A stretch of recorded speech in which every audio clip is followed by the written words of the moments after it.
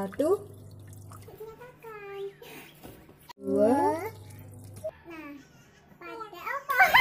tiga.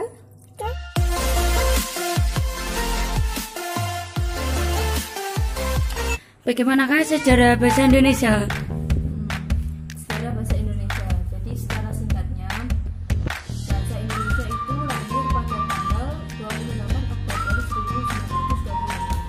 Pada saat itu, pemuda dari seluruh pelosok Nusantara berkumpul dalam perapatan satu dan berikrar bahwa satu, bertumpah darah, yang satu, tanah air Indonesia, yang kedua, berbahasa satu, bangsa Indonesia, dan yang ketiga, menjunjung bahasa persatuan bangsa Indonesia. Nah, ikrar pemuda ini disebut sebagai Sumpah Pemuda. Unsur ketiga dari Sumpah Pemuda ini merupakan pernyataan tekad bahwa bahasa Indonesia adalah bahasa persatuan bangsa Indonesia. Pada tahun 1928 dikukuhkan bahasa Indonesia ini sebagai bahasa nasional, dan bahasa Indonesia dinyatakan kedudukannya sebagai bahasa negara pada tanggal 18 Agustus 1945. Karena pada saat itu Undang-Undang 1945 didudukan sebagai Undang-Undang Negara Republik Indonesia.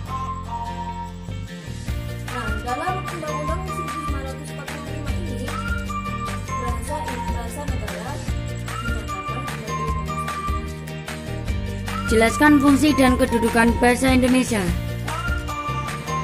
Dalam berbagai literatur bahasa, ahli bahasa bersepakat bahwa fungsi bahasa diantaranya yaitu fungsi ekspresi, fungsi komunikasi, fungsi integrasi dan adaptasi sosial, dan fungsi kontrol sosial. Yang pertama yakni fungsi ekspresi, yaitu sesuatu yang akan disampaikan oleh penulis atau pembicara sebagai eksistensi dengan maksud yang pertama menarik perhatian orang lain, yang kedua membebaskan diri dari tekanan di dalam diri seperti emosi, yang ketiga yakni melatih diri untuk menyampaikan ide dengan baik, yang keempat yakni menunjukkan keberanian atau confidence penyampaian ide. Fungsi yang kedua yakni fungsi komunikasi, merupakan fungsi kedua setelah ekspresi. Maknanya, komunikasi tidak akan terwujud tanpa dimulai dengan ekspresi diri. Yang ketiga yakni fungsi integrasi dan adaptasi sosial. Fungsi integrasi dan adaptasi sosial ini adalah kekhususan dalam bersosialisasi baik dalam lingkungan maupun di luar lingkungan. Yang keempat yakni kontrol sosial, bermaksud mempengaruhi perilaku atau tindakan orang dalam masyarakat sehingga seseorang itu terlibat dalam komunikasi dan dapat saling memahami. Selanjutnya yakni kedudukan bahasa. Di antaranya bahasa itu sebagai bahasa persatuan, yaitu pemersatu bangsa yang terdiri dari beberapa suku, agama, ras, dan adat. Yang kedua yakni bahasa sebagai bahasa nasional, yaitu fungsi dari diri bahasa Indonesia bila berkomunikasi tanpa dunia lain. Yang ketiga yakni bahasa negara, adalah bahasa yang digunakan dalam administrasi negara untuk berbagai aktivitas. Selanjutnya yang terakhir yakni bahasa baku, yaitu bahasa yang biasanya digunakan untuk pertemuan-pertemuan resmi. Jelaskan ragam bahasa dan contohnya. Ragam bahasa. Ragam bahasa Indonesia itu dibagi menjadi tiga. Yang pertama, ragam bahasa berdasarkan media. Yang kedua, ragam bahasa berdasarkan cara pandang penutur. Yang ketiga, yakni ragam bahasa berdasarkan topik pembicaraan. Nah, yang pertama ini bahasa ditinjau dari media. Ragam bahasa ini terdiri dari ragam bahasa tulis dan ragam bahasa lisan.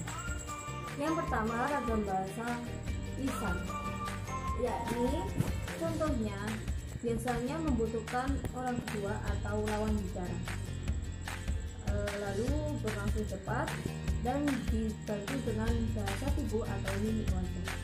Contohnya seperti saya berkata, saya sudah makan makanan ini. Terus yang kedua yakni ragam bahasa tulis. Ciri-cirinya berkebalikan dengan ragam bahasa lisan. Jadi ciri-cirinya ragam bahasa tulis ini adalah biasanya tidak memerlukan lawan bicara, berlangsung lambat dan tidak membutuhkan mimik wajah serta tidak membutuhkan bahasa tulis. Yang kedua, ragam bahasa Indonesia berdasarkan cara pandang individu. Itu terdiri dari satu, ragam bahasa dialek. Biasanya anak muda ibu ya. Lalu yang kedua yakni ragam terpelajar. Contohnya saya sudah memakan makanan ini. Yang ketiga yakni ragam resmi. Sama dengan ragam terpelajar, terdiri dari bahasa-bahasa resmi.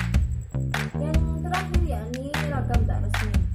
Jadi seperti saya berbicara, saya sudah makan. Lalu selanjutnya yakni ragam bahasa berdasarkan topik pembicaraan, yaitu terdiri dari 1. Ragam bahasa ilmiah, 2. Ragam bahasa hukum, 3. Ragam bahasa bisnis, 4. Ragam bahasa agama, 5. Ragam bahasa sosial, 6. Ragam bahasa kedokteran. Dan contohnya, tetangga rumahku mengidap sakit stroke selama 5 tahun. Itu adalah contoh dari ragam kedokteran.